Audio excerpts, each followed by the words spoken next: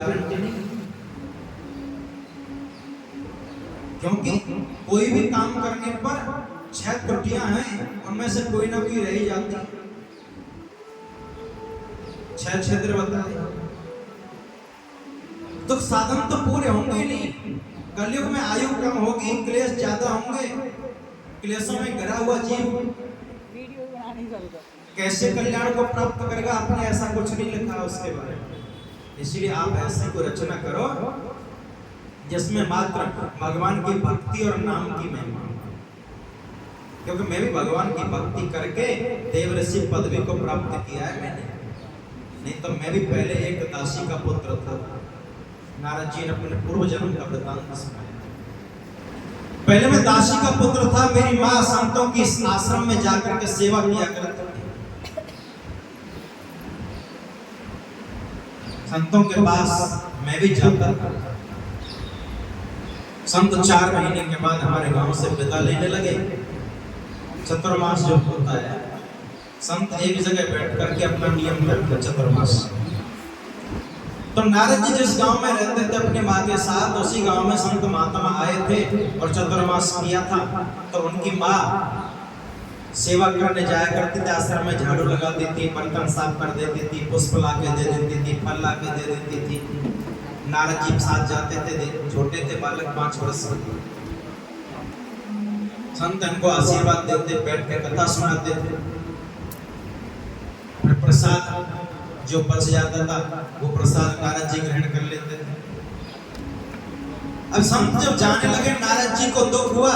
नारद जी पीछे पीछे जा रहे हैं। पूर्व जन्म में इनका नाम नारद नहीं, सिर्फ इतना लिखा है, दास्यास्तु कस्याश्चन वेदवाद अहम प्रातीत भवे भवम्। मैं एक दासी का पुत्र। संतों ने कहा बेटा कहाँ जा रहा है? बोले मैं तुम्हारे साथ चलूंगा बाबा। बोले क्यों?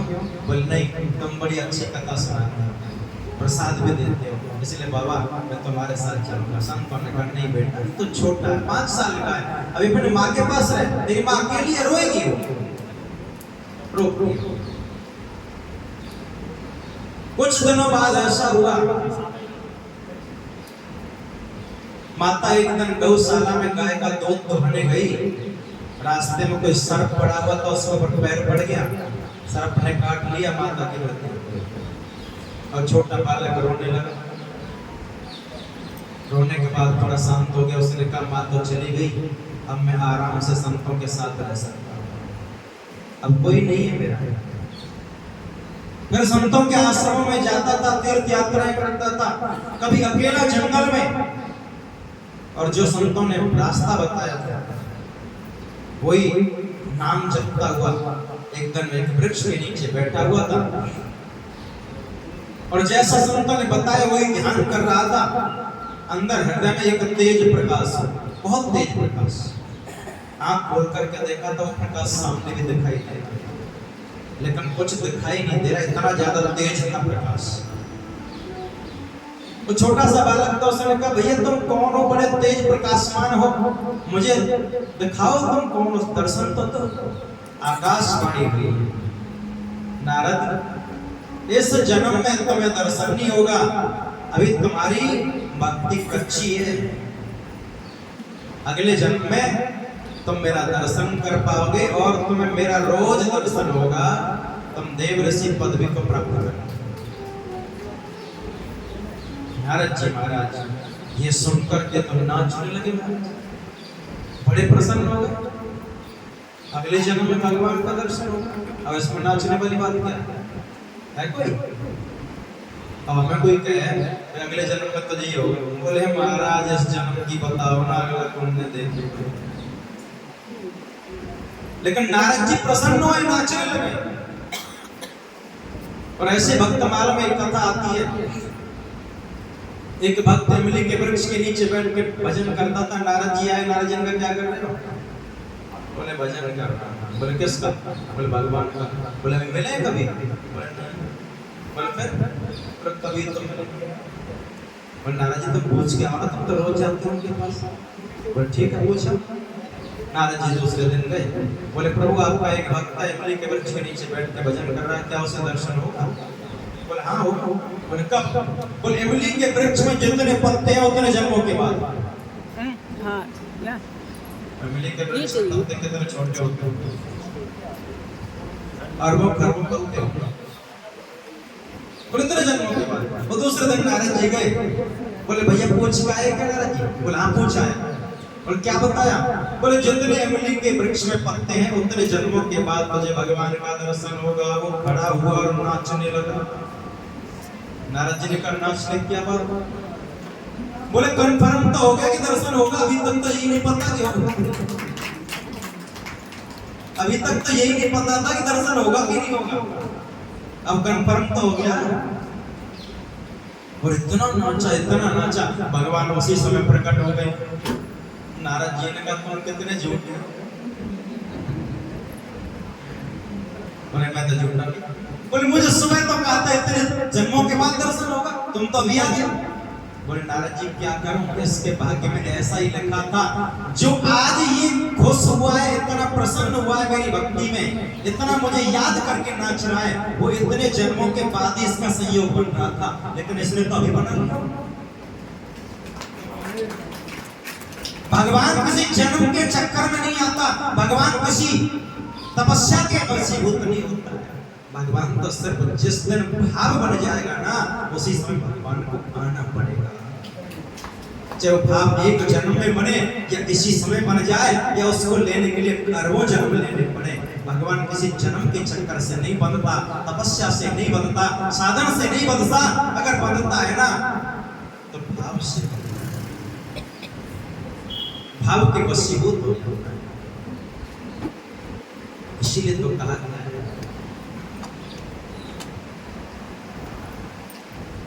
भाव से जो भजता मुझको भाव से बेड़ा पार। भगवान भावना के वशीभूत है। तो नारद जी बड़े प्रसन्न हुए। कुछ दिन बाद शरीर छोड़ दिया है, अगला जन्म ब्रह्मा के पुत्र नारद के रूप में मिला है। देव ऋषि की पदवी मिली और स्वयं भगवान नारायण ने प्रसन्न होकर के वीणा दे दी। अब इस पे आप गान करो मेरा। देवदत्ता इमाम वीणा स्वर ब्रह्म विभूषिता मूर्छयित्वा हरि कथा गायमानश्चराम्यः। अब तो नारद जी महाराज वीणा लेकर के और इतने प्रसन्न हुए, अब तो महाराज तीनों लोकों में घूम गए।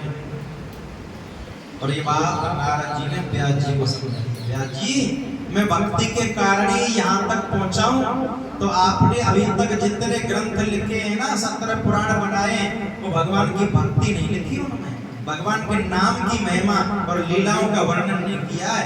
आप कोई ऐसा ग्रंथ लिखो जिसमें भगवान के नाम की महिमा हो, भगवान की सुंदर लीला हो, कम से कम उसका सहारा लेकर के जीव कलयुग में प्राप्त आसानी से पार तो हो सकता है, भगवान को प्राप्त कर सकता है। बोले क्या लिखूं? लिखने के लिए तो कुछ चाहिए, टाइटल तो कुछ। नारद जी ने 4 श्लोक दे दिए। लो ये 4 श्लोकों में थी पहले भागवत। भगवान नारायण के पास थी, नारायण ने ब्रह्मा जी को दिया और ब्रह्मा जी ने नारद जी को दे दिया, नारद जी ने व्यास जी को दे दिया। इन 4 श्लोकों को ग्रहण करके सुन करके सरस्वती नदी में डुबकी लगाई और जब बाहर निकले मुख से सरस्वती बोली, लिख दिया है। ऐसा ग्रंथ बन गया जिसमें 18,000 श्लोक, 335 अध्याय, 5,76,000 अक्षर भर दिए। दिव्य ग्रंथ बना के तैयार है। अब पकवान तो सुंदर बन गया है। पकवान बनाने वाला अलग होता है और परोसने वाला अलग होता है। अब इस पकवान को परोसेगा कौन? जी सोच रहे मैंने पकवान तो बना दिए, परोसेगा कौन? परोस कौन सकता है, दे कौन सकता है? जो आप्त हो, तृप्त हो, दीप्त हो, भक्त हो और भगवान का निष्प्रह भक्त हो, वही इसे बांट सकता है। परोसने वाला आप्त हो, दीप्त हो, तृप्त हो, मुक्त हो, दुर्व्यसनों से मुक्त हो, पर भगवान का भक्त हो वही इसे परोस सकता है, वही बांट सकता है। किशोरी जी आई हैं एक कुंज में से निकल करके, वहां सामने चतुर सेठ की तरह सारी सामग्री जुटा करके और व्यास जी के रूप में सुंदर भगवान बना दियो। अब मैं सुखदेव के रूप में समाज में इसका वितरण कर देती हूँ। किशोरी जी ही सुखदेव बने हैं, इसीलिए राधा जी का नाम ही नहीं, भागवत नाम की जरूरत क्या है? सुखदेवी किशोरी है भाई, जरूरत क्या पड़ी? किशोरी जी अवतार लेके आ गए सुखदेव के रूप में।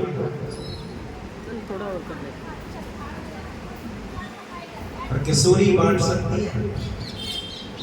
राधा रानी जितनी जल्दी प्रसन्न होती है उतनी जल्दी कोई भी शक्ति, कोई देवता, कोई प्रसन्न नहीं हो सकता, क्योंकि राधा रानी का दरबार खुला है, कोई भी जाओ। और एक सबसे बड़ी बात है, कोई वीआईपी दर्शन नहीं, सब एक लाइन में खड़े हो जैसे खड़े हैं। अद्भुत दरबार।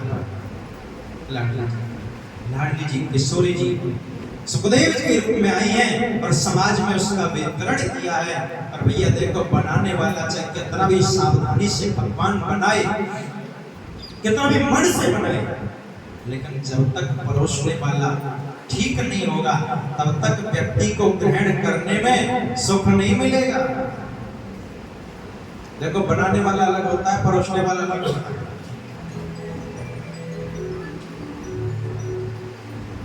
परोसने वाले पर डिपेंड करता है कि सामने वाले को कितना खिलाना है।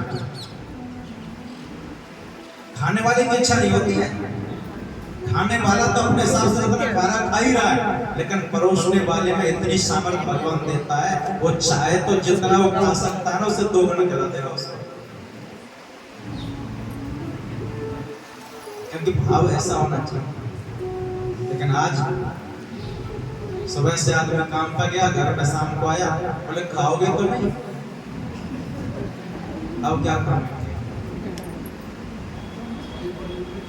अब क्या काम? जब पहले बोल दिया खाओगे तो नहीं, बेचारा खाने की इच्छा भी रख रहा हो तो भी ना बोल करके। खिलाने में बड़ी सामर्थ्य होती है। खिलाना हो तो द्रौपदी की तरह खिलाओ ना। आधा चावल है भी नहीं है कुछ भी, दुर्वासा जी को 10,000 शिष्यों के साथ में ऐसे पेट भर दिया। द्रौपदी के घर से कोई भूखा नहीं जाता है। और एक बात मैं आपको बात बता दूं, माता बहनों से निवेदन करूंगा, घर में कोई अतिथि आए ना तो प्रसन्न हो जाना, क्योंकि वेद में प्रत्यक्ष में 4 देवता बताए, मातृ देवो भव, पितृ देवो भव, अतिथि देवो भव और आचार्य देवो। 4 देवता वेद कह रहा है। अब वेद की वाणी झूठी नहीं है। कोई अतिथि घर में आ गया ना तो प्रसन्न हो जाओ, कम से कम परमात्मा ने हमें इसकी सेवा का सौभाग्य दिया। कौन किसके घर खाने आता है? किसको कमी है? अगर तुम्हें सामर्थ्यवान बनाया है और कोई 2 ही स्थितियों में तुम्हारे पास आ सकता है, तीसरी स्थिति में नहीं है। पहली स्थिति है या तो अभाव में आएगा या प्रभाव में आएगा। अगर अभाव में आया तो अपने आप को बहुत बड़ा धन्य समझना, मुझे परमात्मा ने इसकी सेवा के लिए बनाया है, ऐसा सामर्थ्य दिया मुझे जो मैं इसकी सेवा कर सकूं, परमात्मा मुझे इस लायक बना दिया। अगर प्रभाव में आया है तो कम से कम ये मेरे से इतना प्रेम कर रहा है, मेरे प्रेम के कारण ये मेरे पास आया है, तो दोनों ही परिस्थितियों में विजय है भाई। इसलिए तो अतिथि देवता का रूप माना गया है, अतिथि देवो भव। कोई आए तो भैया प्रसन्नता से सम्मान करो। अतिथि का सम्मान करना ये हमारे गृहस्थ धर्म का पहला कर्तव्य है, पहला कर्तव्य। और अगर आपको सम्मान की परंपरा देखनी हो ना तो हमारे ब्रज में चले जाओ। मथुरा वृंदावन की बात नहीं कर रहा, मथुरा वृंदावन में जाओगे तो वहां मुझे नहीं पता क्या मिला। लेकिन हाँ, बरसाना के आसपास के जितने गांव है ना, उनमें कभी चले जाना और दरवाजा खटखटा के कह देना एक गिलास पानी पिलाइए। दरवाजा खोलते कि भैया पानी लाओ, अभी रुक जाना, भोजन करके जाना पड़ेगा। ऐसे नहीं चलेगा, ऐसे नहीं चलेगा। इसीलिए तो भगवान उस भूमि में रहे, वो प्रेम की भूमि है। भगवान ने गोकुल छोड़ दिया 4-4.5 वर्ष के बाद। बोले यहां नहीं रहूंगा, क्यों? यहां राक्षस सता रहे हैं। भगवान कहां गए? इसी क्षेत्र में आए, नंदगांव बसा लिया भगवान ने, 6.5 साल यहाँ रहे। उसके बाद मथुरा गए। ये भूमि प्रेम की है, वहां तो राक्षस मारे, यहाँ प्रेम की लीलाएं हुई है गोपियों के साथ में, इसलिए वो भूमि इतनी प्रेम भई है। आज भी चले जाओ, आज भी बड़े बड़े संत यात्राएं करते हैं ब्रज में, और ब्रजवासी अपने घर से निकल करके, और तो ऐसे ऐसे संत है महाराज, घर में किसी के घर में खाना मांगने जाएंगे ना, और कोई उस समय कोई है भी नहीं मौजूद, कोई काम भी कर रही है ना कोई घर की स्त्री, अरे बाबा तू आ गया, अभी तो मैं काम में लग रही हूँ, मैं दूध बिलो रही हूँ, ऐसा कर बाबा, वो रोटी रखी है और थोड़ा सा हड़िया में तो दूध डाल ले जा और रोटी ले जा अपना अपना। ये भाव है। इसलिए तो भागवत में लिखा है जयति तेनकम जन्मनाम ब्रजः। उस ब्रज में इतना कुछ भाव बढ़ गया है, इतना अधिक हो गया था भाव, जब से भगवान ने जन्म लिया। वो भाव की भूमि है और प्रेम की भूमि है। इसलिए तो उद्धव लोटपोट हो गया हमारा, 6 महीने तो जाने का नाम नहीं लिया। इस तरह स्वयं किशोरी जी सुखदेव के रूप में आकर के और उन्होंने परोस दिया इस भगवान। सूत जी महाराज जी ने कहा अब मैंने आपको भागवत की रचना भी बता दी। बोले भागवत की रचना तो बता दी, अब ये बताओ ये सुखदेव जी का जन्म कैसे हुआ है?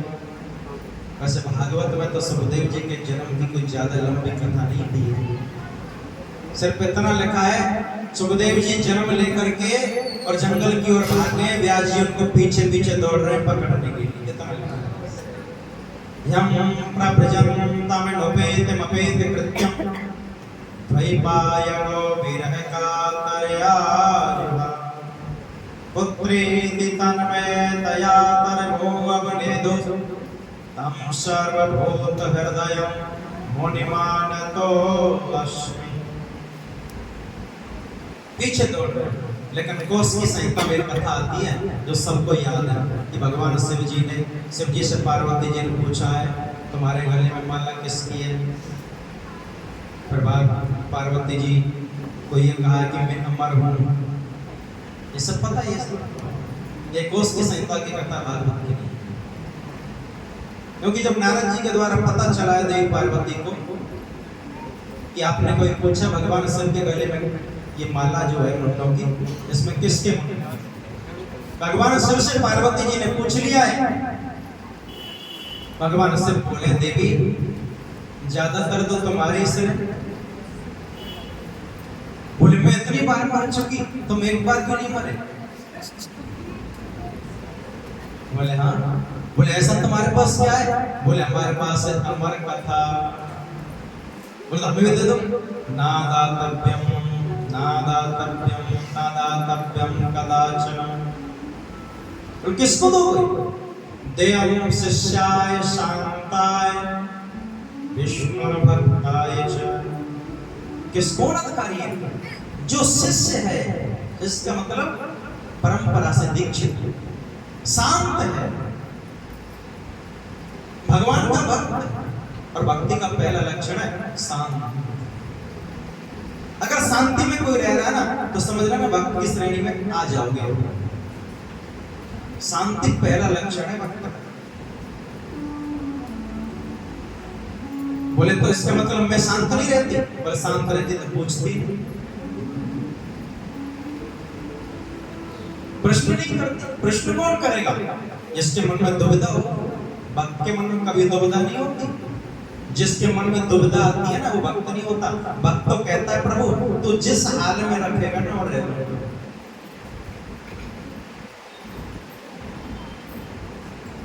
चाहे झोपड़ी में वास दे, चाहे महलों में रहे,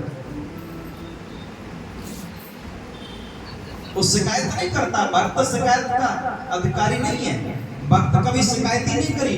आप इतिहास उठा के पढ़ लो, कोई ऐसा जो भक्त जिसका इतिहास में नाम दर्ज हुआ है उसने कभी कंप्लेंट करी हो? कभी नहीं।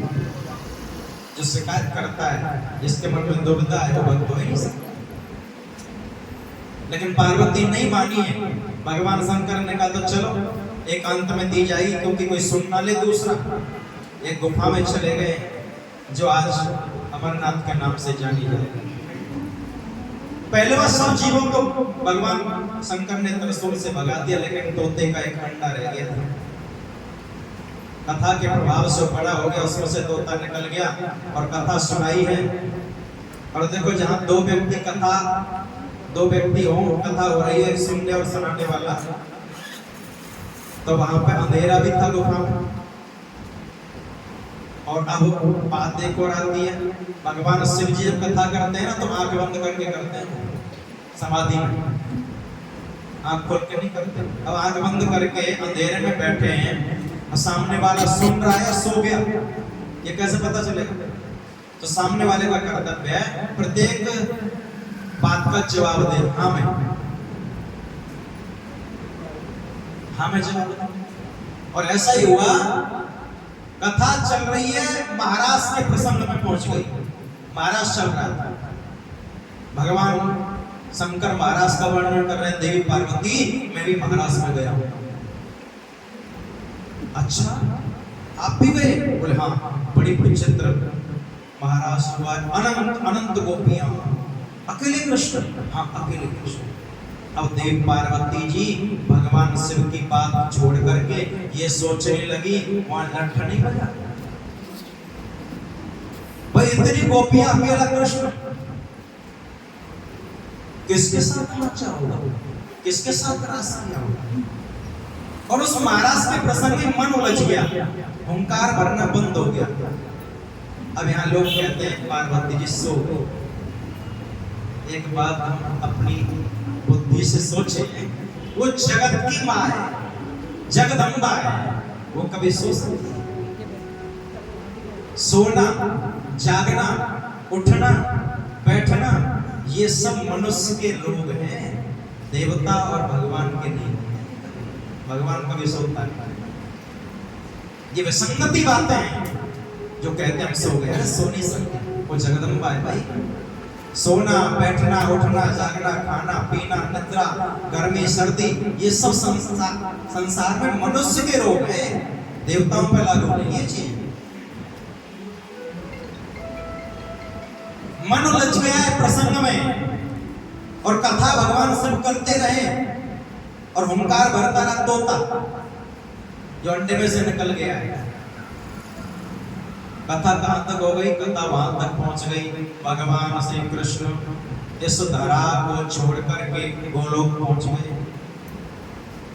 कलयुग का आगमन हो गया, यहां तक कथा हो गई। देवी पार्वती एकदम सावधान हुई,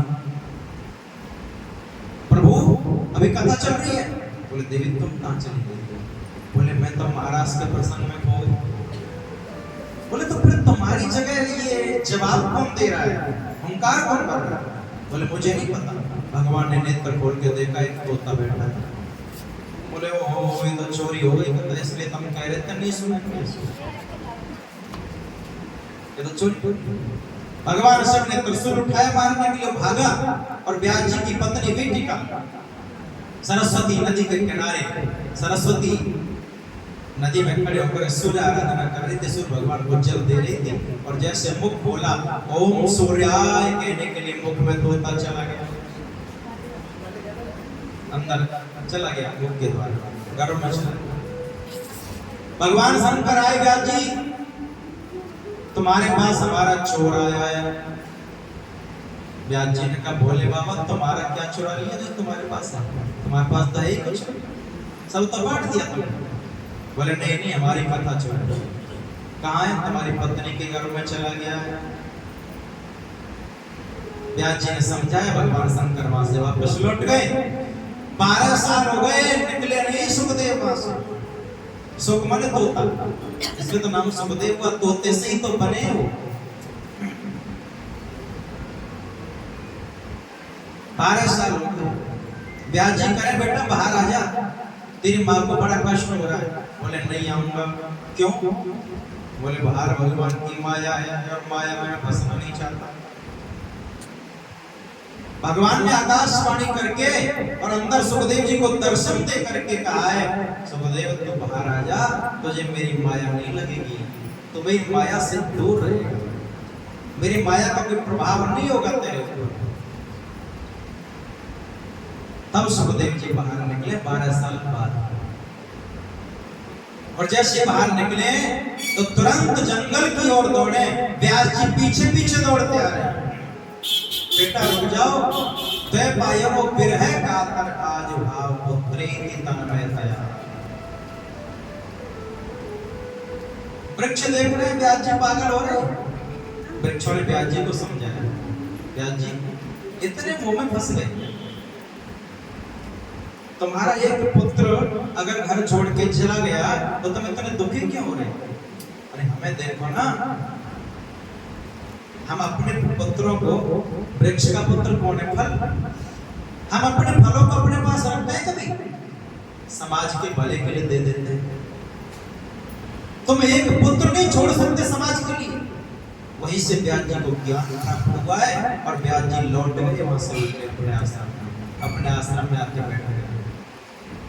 व्यास जी के शिष्य थे, 4 शिष्य मुख्य थे अपने, पहल, जैमिनी, वैशम, पायन और सुमंत। व्यास जी ने भागवत के कुछ श्लोक इनको पढ़ाए थे और इनको ऐसे याद करा दिए। अब तो जहां भी ये जाते थे भागवत के श्लोकों का गान करते थे। एक दिन व्यास जी ने इनको भेज दिया जंगल में, जाओ हवन के लिए समिधा लेकर के आ जाओ। समिधा जानते हैं?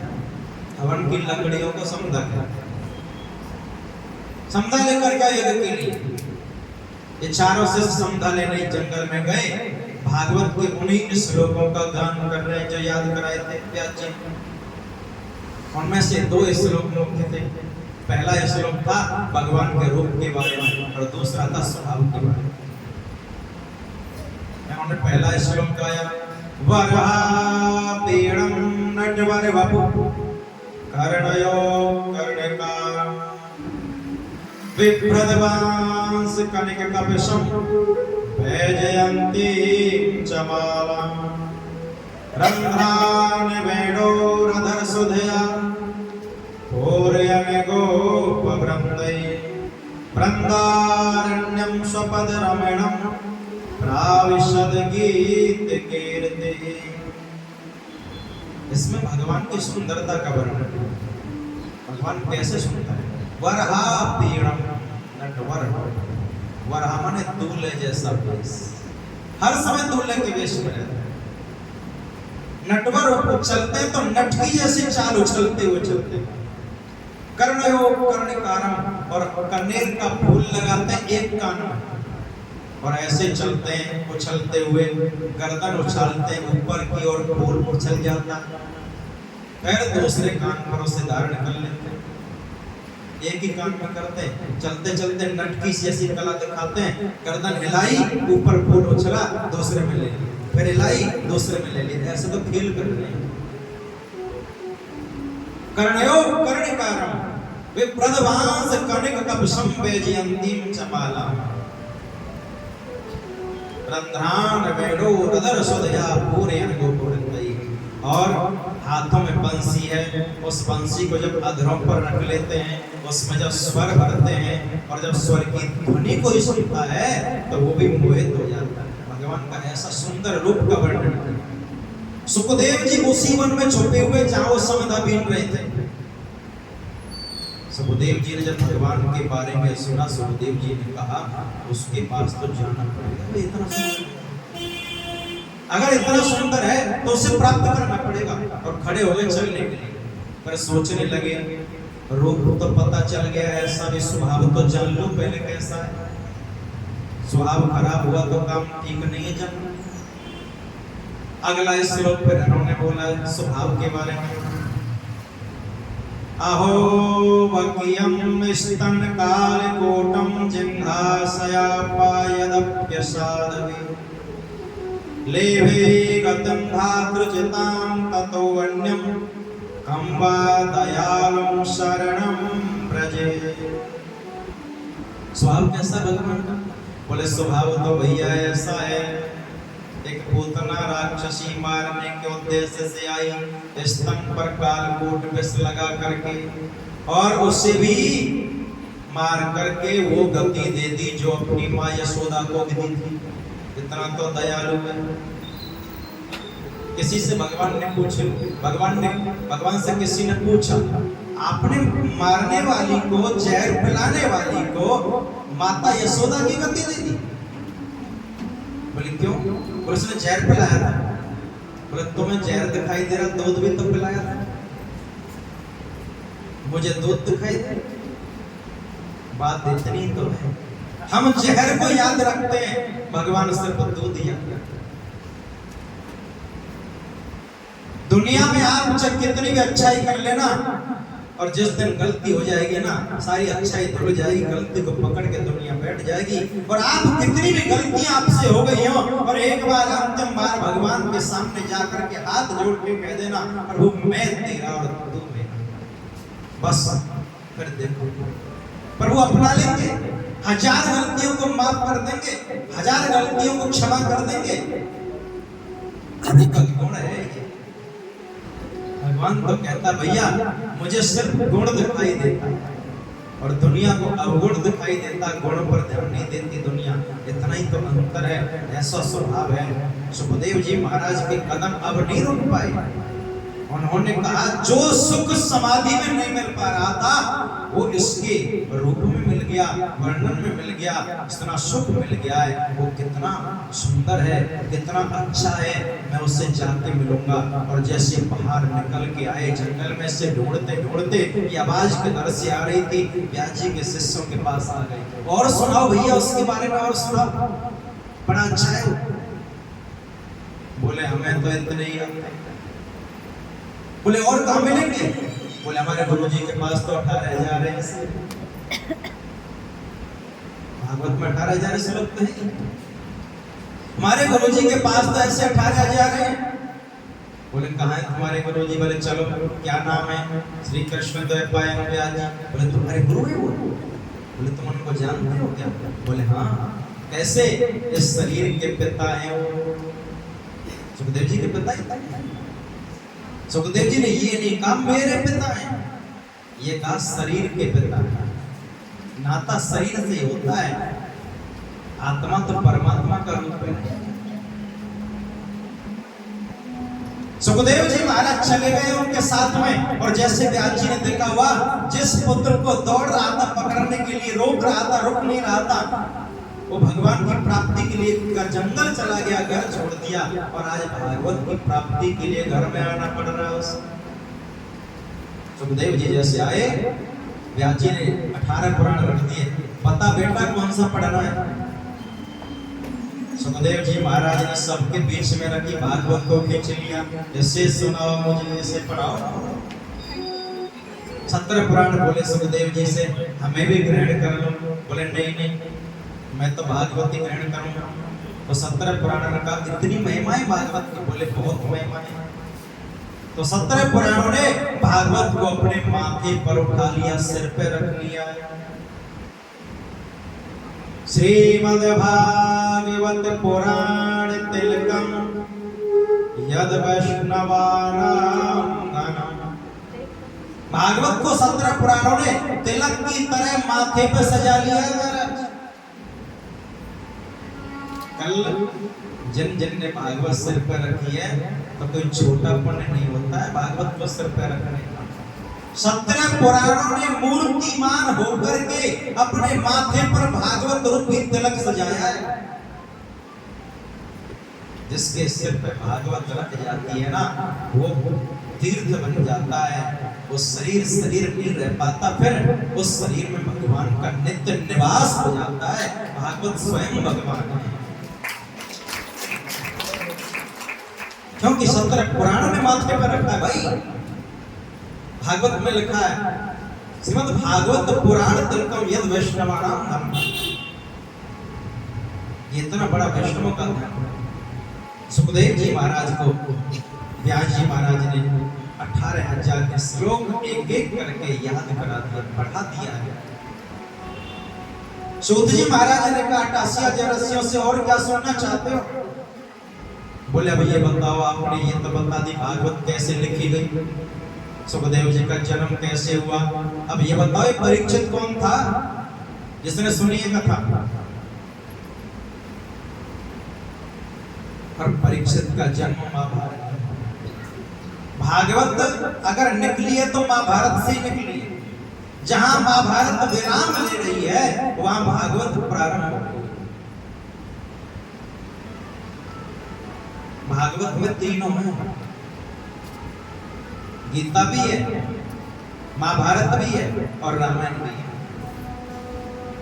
9वें स्कंद में राम जी की सुंदर कथा आती है। महाभारत से परीक्षित का जन्म लिया गया और उद्धव जी को भगवान ने 11वें स्कंद में गीता सुनाई है, वही गीता जो अर्जुन को भगवान ने कुरुक्षेत्र में सुनाई। तो भागवत में सारे चीजों का समावेश है।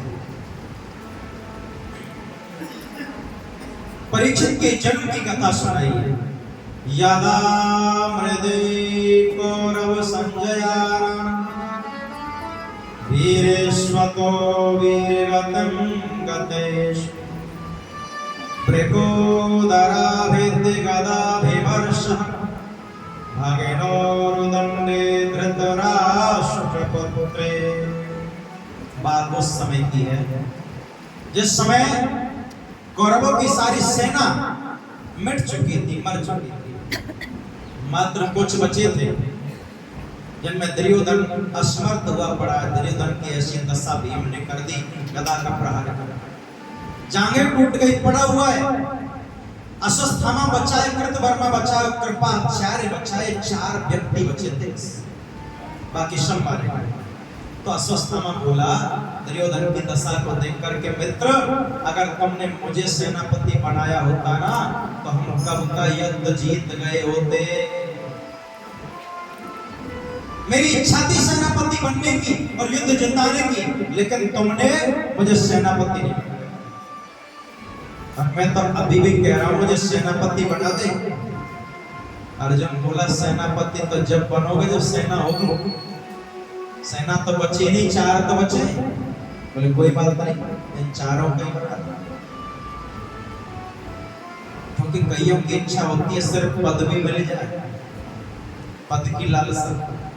और अश्वत्थामा की पद की इतनी बड़ी लालसा थी, वो सेनापति बनना चाह रहा था लेकिन बन नहीं पाया था।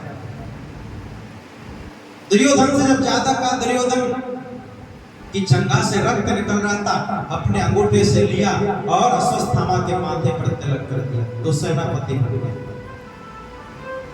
अब एक बात बताओ, एक दुष्ट क्षत्रिय का रक्त ब्राह्मण के माथे पर लगेगा तो ब्राह्मण की बुद्धि सुधरेगी? रक्त लगते बुद्धि बिगड़ गई। रात में एक पेड़ के नीचे बैठा था, सोचने लगा कैसे पांडवों को मारूं। उसी समय उस पेड़ पर पक्षी सो रहे थे और उल्लू आया, सोते पक्षियों को मार दिया। उल्लू से शिक्षा मिल गई, ओह सोते मार देना चाहिए जैसे उल्लू मार दिया। पांडवों के शिविर में चला गया, लेकिन भगवान अंतर्यामी थे, भगवान को तो सब पता था। भगवान ने उस दिन पांडवों को शिविर से निकाल दिया बाहर, तुम जाओ आज दूसरी जगह चलते। पांडवों के पुत्र सो रहे थे, द्रौपदी के 5 पुत्र, और रात में अश्वत्थामा ने 5 के सिर को काट दिया और लाकर के दुर्योधन को दिया। दुर्योधन से कहा देखो जो काम तुम सेना लेके नहीं कर पाए मैं अकेला कर लाया। बोले क्या कर दिया? बोले 5 मार दिया।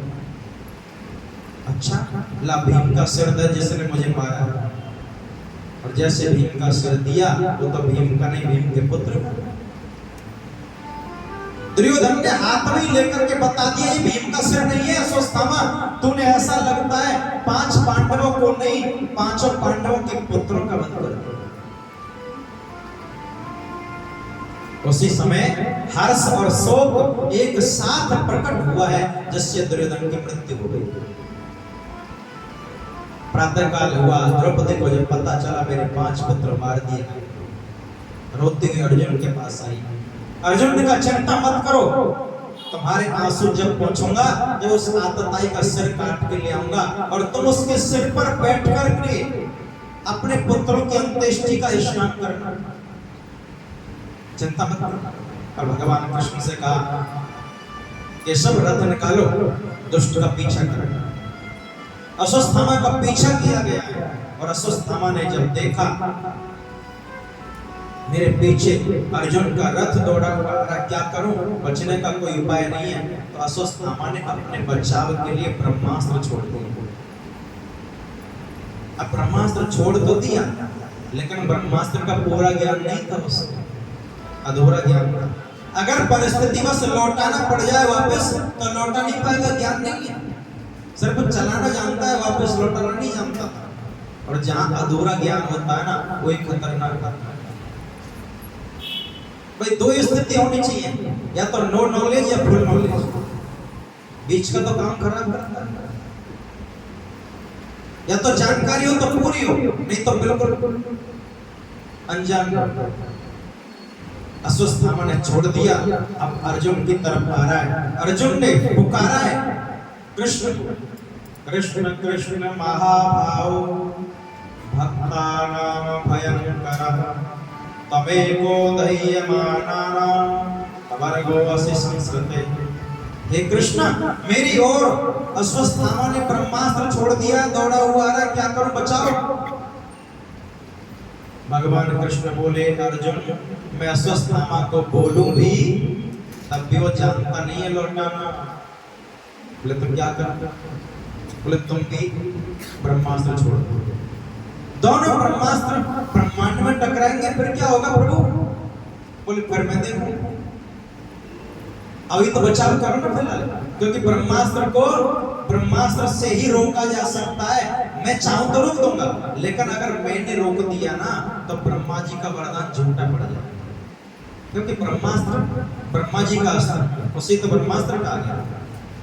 और बात उस समय की है जिस समय हनुमान जी महाराज अशोक वाटिका में थे ना, अशोक वाटिका में जो हनुमान जी थे,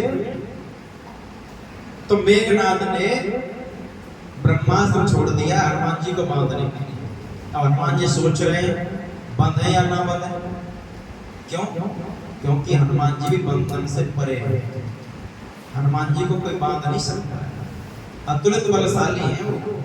लेकिन हनुमान जी ने सोचा अगर मैं नहीं बता तो ब्रह्मा का वरदान झूठा पड़ जाएगा, ब्रह्मा की कोई पूजा भी नहीं करेगा, कहेंगे इनका तो अस्त्र झूठा पड़ गया, ब्रह्मास्त्र। इसीलिए लिखा है सुंदरकांड में, ब्रह्मास्त्र ते साधा कपि मन कीन विचार, जो न मानम ब्रह्म सर तो महिमा मिटई अपार। ब्रह्म सर का मतलब ब्रह्मा का बाण। अगर मैं ब्रह्मा के बाण को नहीं मानता हूं ना, तो ब्रह्मा जी की महिमा मिट जाएगी, इसलिए बंधना पड़ेगा। और ब्रह्मास्त्र का एक और नियम होता है, ब्रह्मास्त्र में कोई बंधा पड़ा है तो उसके बाद में कोई दूसरा प्रहार नहीं कर सकते आप। अगर ब्रह्मास्त्र से बांधने के बाद कोई दूसरा प्रहार कर दिया तो ब्रह्मास्त्र फिर निष्फल हो जाएगा। लेकिन वहां तो ठहरे राक्षस लोग, मेघनाद ने हनुमान जी को बांध दिया ब्रह्मास्त्र में, हनुमान जी गिर गए बंध के। तो जिनको मारा था ना हनुमान जी ने, वही आके और हनुमान जी के ऊपर मारने लगे, प्रहार करने लगे। हनुमान जी ने कहा बढ़िया हो गया, अब मैं ब्रह्मास्त्र से निकल सकता हूं। जब आग लगाई पूंछ में तभी तो निकल गए हनुमान जी, नहीं तो ब्रह्मास्त्र बंधने के बाद निकल नहीं सकते हो आप। लेकिन हाँ, ब्रह्मास्त्र छोड़ने के बाद अगर आपने फिर प्रहार कर दिया तो ब्रह्मास्त्र निष्फल हो जाएगा, क्योंकि आपने इतना बड़ा अस्त्र छोड़ करके फिर भी विश्वास ना करके और प्रहार किया है, तो उसकी महिमा मिट जाती है। तो इसीलिए आज भगवान ने कहा ब्रह्मास्त्र को मैं लौटा तो सकता हूं, लेकिन ब्रह्मा जी की महिमा मिट जाएगी, आप ब्रह्मास्त्र को ब्रह्मास्त्र से ही रोको। अर्जुन ने ब्रह्मास्त्र छोड़ा और उसके बाद दोनों आपस में टकराए ब्रह्मांड में, फिर भगवान ने दोनों को खींच लिया। उसके बाद अर्जुन ने अश्वत्थामा को रस्सी से बांध दिया और घसीटते हुए रथ के पीछे बांध के ले जाने को जब तैयार हुआ, भगवान कृष्ण बोले अर्जुन क्या कर रहे हो? बोले इसको द्रौपदी के पास ले जाऊंगा, वचन दिया है, जब ही जाके उसके आंसू पहुंचूंगा और इसी के सिर पर बैठ के द्रौपदी स्नान करेगी, मैंने वचन दिया। बोले वचन को छोड़ो, इसको ही मार दो, मार दो इसको ही, ये आदत आई दुष्ट। बोले नहीं मैंने वचन दिया द्रौपदी। बोले ठीक है चलो, ले गए और जैसे ही रथ में बांध करके घसीटते हुए ले जा रहे थे,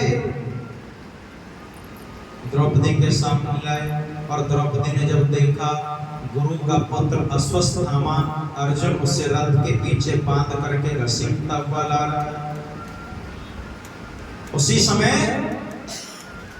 द्रौपदी ने कहा मुच्यतावेश ब्राह्मणो नितराम करो। अरे अर्जुन क्या कर रहे हो? ये छोड़ो इनको, छोड़ दो, ये गुरु का पुत्र। याद है जब ये आया करते थे स्वागत के लिए, हम पांचों खड़े हो जाया करते थे, पांचों भाई गुरु का पुत्र है, सत्कार किया करते थे, और आज तुम इनको बांध के ला रहे हो, रस्सी में घसीटते हुए ला रहे हो। अर्जुन बोले देवी अभी तो तू रो रही थी कि उसको जल्दी लाओ जिसने मेरे पुत्रों को मारा, अब क्या होगा? नहीं इनको छोड़ दो। अर्जुन ने कहा यही मैं समझ नहीं पा रहा हूं, अभी तुम इतनी दहाड़ मार मार के रो रही थी, इतनी तेज आंसू बहा रही थी, और अब कह रही से छोड़ दो। मुझे तो यही समझ में नहीं आ रहा, स्त्री कब पूतना बन जाए कब यशोदा। अभी रो रही थी और अब कहीं छोड़ दो इसको। अर्जुन ने कहा छोड़ दी। इतने में भीम आ गए। भीम ने कहा क्या हो रहा है? बोले इसने पांचों पुत्रों को मारा है। अर्जुन को मारने के लिए लाए हैं। भीम ने और तर्क दे दिया, मारना हमारा काम। बोले कौन मारेगा? बोले राजा युधिष्ठिर बन चुके हैं, राजा का काम है दंड देना। अगर किसी ने गलती करी है तो राज्य में विधान होता है, राजा ही तय करेगा। उसने क्या अपराध किया, उसका क्या दंड मिलना चाहिए। अब भगवान कृष्ण अर्जुन के कान में बोले अब बोल भैया क्या होगा? तू तो कह रहा था सिर काटूंगा, द्रौपदी को दूंगा, वो इस पर स्नान करेगी बैठ के। मैं तुझे कह रहा था ना इसका एनकाउंटर कर दो, पकड़ा था जब मार देता। अब तो बात राजा तक पहुंच गई, न्यायालय में केस चलेगा महाराज। अब राजा दंड देगा, जेल में डाला जाएगा। अर्जुन बोला प्रभु मैं तो ठीक कह रहे थे आप, उसी समय योगी बाबा की तरह एनकाउंटर करवा देता तो समस्या नहीं।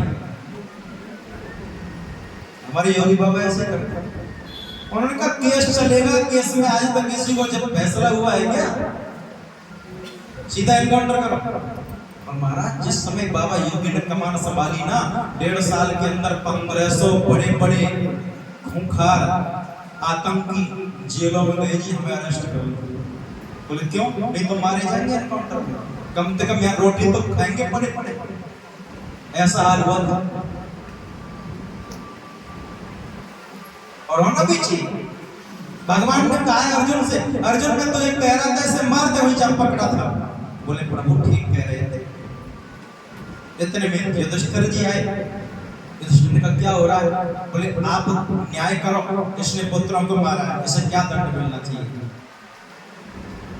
युधिष्ठिर ने कहा हाथ जोड़ करके जहां भगवान कृष्ण खड़े हों, मैं भले राजा बन गया हूं, लेकिन निर्धारित दंड भगवान कृष्ण करेंगे। जो भगवान कहेंगे वही दंड करेंगे। अब भगवान कृष्ण बोले अर्जुन ब्रह्म बंधुर हंतव्य आतताई पदार्हण, मेरी आज्ञा है आतत आई को तुरंत मार देना चाहिए और ब्राह्मण कैसा भी उसका वध नहीं करना चाहिए। दोनों आज्ञाओं का एक साथ पालन करना। अब वसुस्थम ब्राह्मण भी है और आतताई किसे कहते हैं? जो सोते हुए बालकों को मारे और सोते हुए घरों में आग लगा देना, वो आतताई होता है। आतताई को तुरंत मार देना चाहिए और ब्राह्मण से कैसा भी वध के योग्य नहीं है और दोनों आज्ञाओं का पालन करो। अब तो अर्जुन चक्कर में फंस गया, बोले प्रभु एनकाउंटर ही ठीक था महाराज, ये तो चक्कर पड़ गया। लेकिन अर्जुन ने विवेक से काम किया। अर्जुन ने अश्वत्थामा का सिर मुंडन कर दिया है और उसके मस्तक में जो मणि थी तलवार से उसको निकाल लिया, यानी अपमान कर दिया, अपमानित करके छोड़ दिया। और प्रभु के सामने हाथ जोड़ करके कहा अर्जुन ने, प्रभु मैंने दोनों आज्ञाओं का पालन कर दिया। बोले कैसे किया? बोले शास्त्र में लिखा है ब्राह्मण का अगर अपमान हो जाता है ना तो ब्राह्मण की मृत्यु के समान होता है।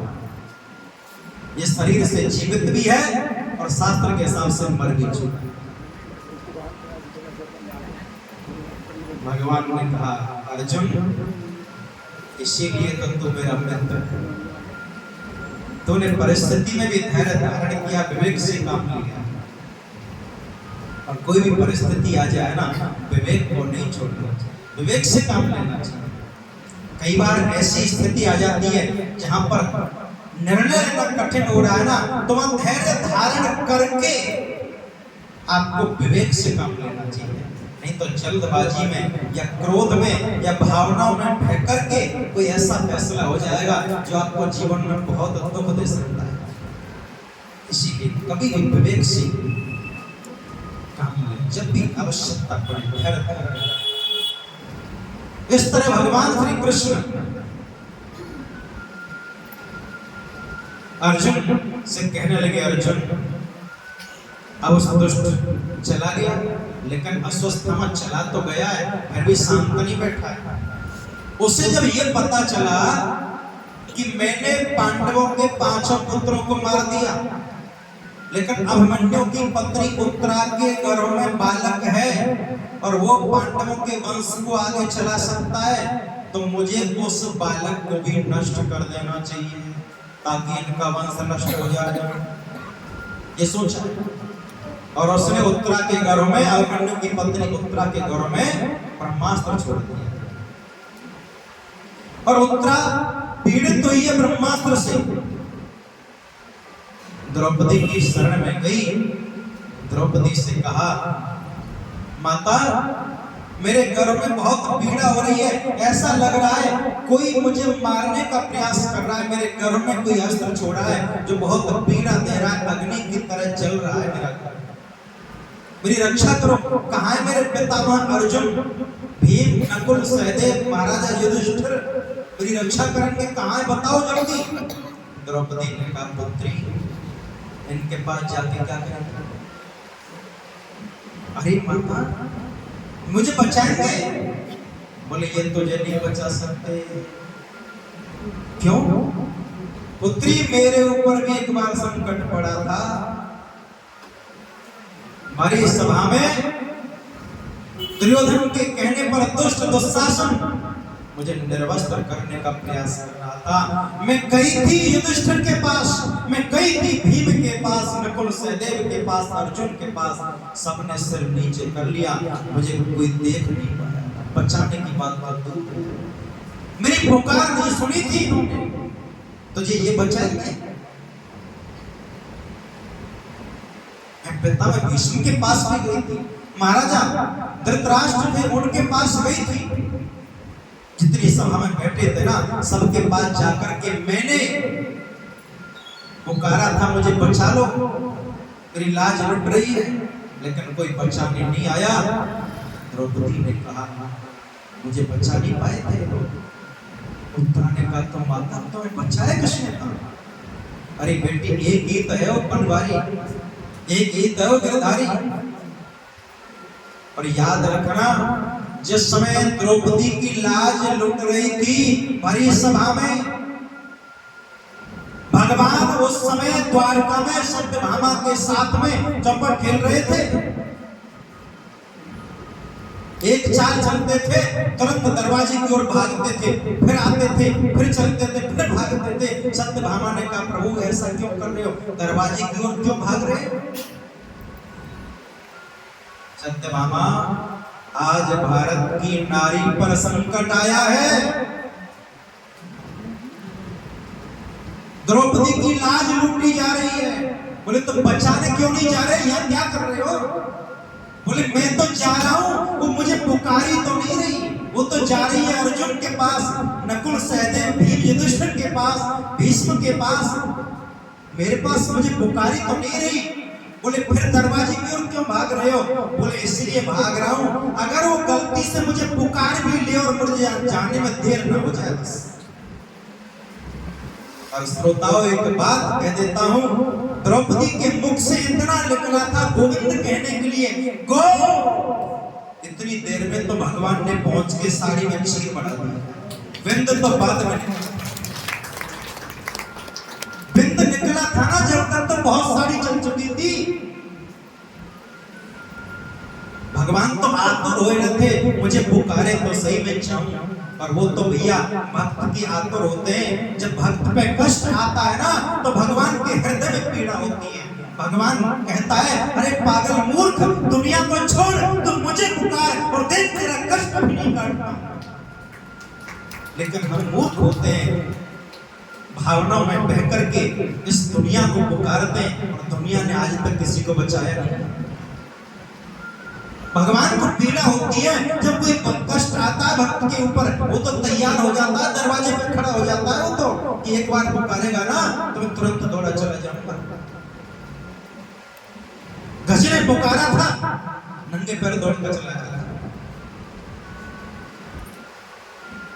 गणका ने पुकारा है, अजामिल ने पुकारा है, कब देर करी बता दो। इतिहास गवाह, मीरा को जहर का प्याला दिया था कि भगवान का प्रसाद है, वो पी गई, देर नहीं करी, एक सेकंड नहीं रखा है हाथ में, भगवान इतनी जल्दी अमृत बना गए। भगवान तो तैयार बैठा है, अगर कोई उसे पुकारने वाला तो हो।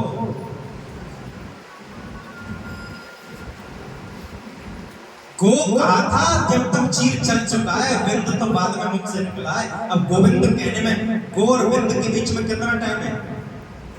एक सेकंड का 100वां हिस्सा भी नहीं होगा। गोविंद,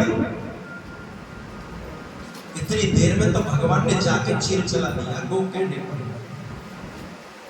और चीर चल रहा है तो शासन खींचे जा रहा है। और ये दृश्य 3 लोग देख रहे हैं बस, और कोई नहीं देख पा रहा है हो क्या रहा है।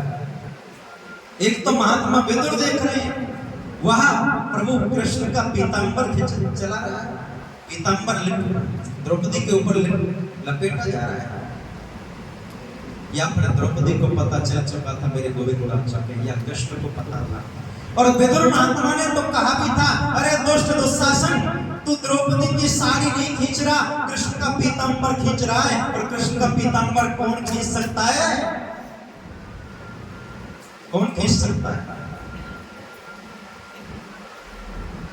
वो तो बचाता है। पुत्री तू जाओ उनकी शरण में, उत्तरा कहिए भगवान की शरण में। पाहि पाहि महायोगे देव देव जगतपते, नान्नम पद भयम पस्ये यत्र मृत्यु परस्परम। भगवान ने तुरंत उसके कर्म में जाकर के ब्रह्मास्त्र को काट दिया सुदर्शन चक्र से, और परीक्षित को जो टुकड़े कर दिए थे, परीक्षित को पुनः जीवित कर दिया, जो मां के घर बचा लिया। उसे पुकारा तो सही, लेकिन आश्रय एक ही होना चाहिए। अगर आपने दुनिया का आश्रय लिया ना तो हाथ छोड़ देगा। अब तू जाने तेरा काम। एक बुढ़िया थी बेचारी, भक्तमान की कथा आती है, गोपाल जी की पूजा किया करते थे, और गोपाल जी रोज माँ की तरह उसे गोपाल जी मानने लगे। क्यों? बेटा नहीं था, उसके कोई दूर दूर तक रिश्तेदार नहीं था। वो भगवान को इतना मानती थी, इतना मानती थी। जब आंखों से दिखाई देना बंद हो गया तब मूर्ति में से भगवान बालक बन के निकल जाते थे और उसका काम करते थे सारा। स्वयं खाना बनाते थे, फिर कहते थे ले माँ भोग लगा दे, लगाते थे।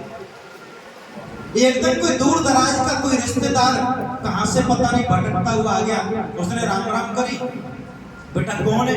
बोल मैं तेरा दूर का फलाने का जो परिचय दिया होगा। अरे बेटा तेने याद रखो, चलो कम से कम पता तो चल गई तू मेरो है, नहीं तो मैं समझ रही दुनिया में कोई ना है मेरो।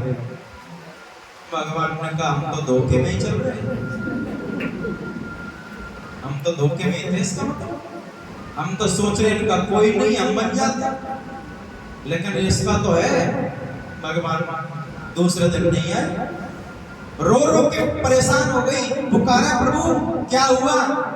बोले अभी तक तो मैं ये समझ रहा था मेरे बिना तेरा कोई नहीं है, जब तुमने उस रिश्तेदार से कहा बेटा अच्छा कम से कम तू मेरो है, तुरंत तो पता चल गया दुनिया में तो मेरो कोई है, अब तो तेरा वही है, तो तू वाइफ बनवा जो भी बनवाना।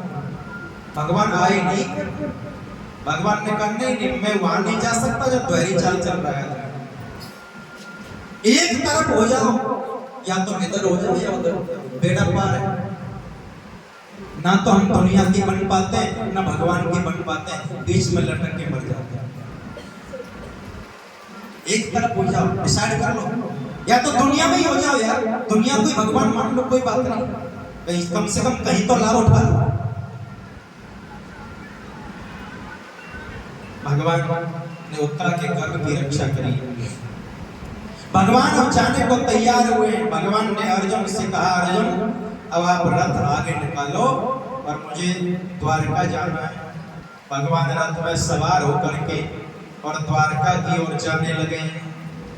इतने में ही कुंती बुआ को पता चला कि कृष्ण जा रहे हैं, तो तुरंत दौड़ के आई और भगवान कृष्ण के सामने कुछ मांगने लगी। भगवान ने कहा बुआ कुछ मांग रही हो? बोले हाँ। क्या? मैं तो सोच रहा था आज तक मेरी बुआ ने अपने मुख से कभी नहीं मांगा कुछ, अगर ये मांग ले तो इसे दुनिया की सारी संपत्ति दे दो। मैं तो सोच ही रहा था, इंतजार ही कर रहा था, लेकिन बुआ आज तक तूने कभी मांगा नहीं, क्या चाहती हो? बोले कृष्ण मांगूंगी जब जब पहले वचन देगा। बोले बुआ विश्वास नहीं? बोले विश्वास तो पूरा है, पर मैं मांगी ऐसा नहीं। बोले मुझे अगर तुम तीनों लोग भी मांगोगे ना तो तीनों लोगों का राज्य दे दूंगा। बोले ये नहीं चाहिए, इतनी छोटी चीज नहीं मांगने वाली।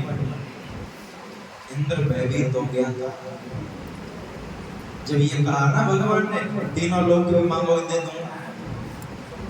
ब्रह्मा के पास गया, खतरे में आ गई गद्दी। कुंती कुछ मांगना चाह रही है और उसने ये कह दिया हाँ कृष्ण तीनों लोग दे दो तो स्वर्ग चला जाए।